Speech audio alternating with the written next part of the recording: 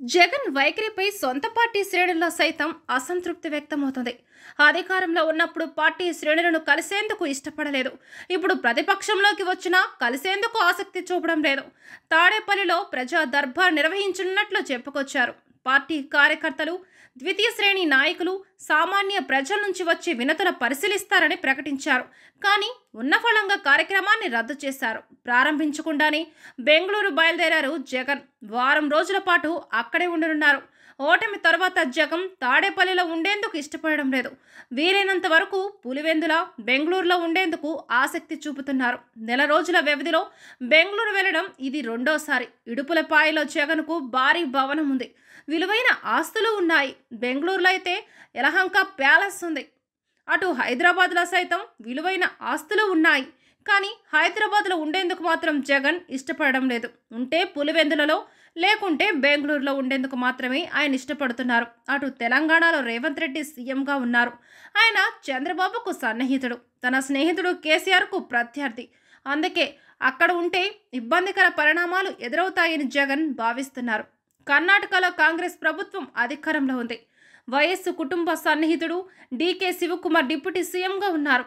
అందుకే అక్కడ ఉండేందుకు జగన్ ఇష్టపడుతున్నారని ప్రచారం జరుగుతుంది. పైగా కాంగ్రెస్ పార్టీలో వైసీపీ విలీన ప్రక్రియ వార్తలు ఆ మధ్యన వచ్చాయి. చాలా రోజుల పాటు ప్రచారం తర్వాత డీకే శివకుమార్ దారిని ఖండించారు.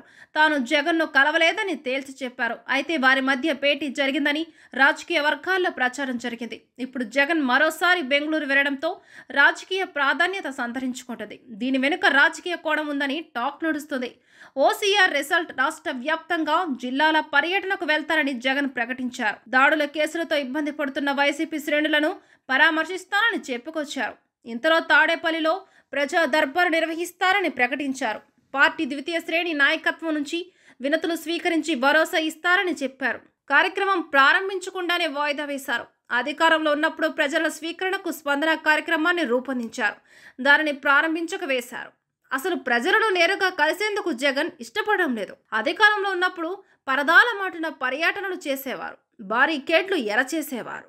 అధికారంలోకి వచ్చిన 3 ఏళ్ల వరకు తాడేపల్లి ప్యాలెస్కే పరిమితమయ్యేవారు. ఎన్నికలకు ఏడాది ముందు మాత్రమే ప్రజల ముందున మొన్న ఆ మధ్యన పిన్నెల్లి రామకృష్ణారెడ్డిని పరామర్శించేందుకు నెల్లూరు జిల్లా జైలుకు వెళ్లారు. చాలా దూకుడుగా వ్యవహరించారు.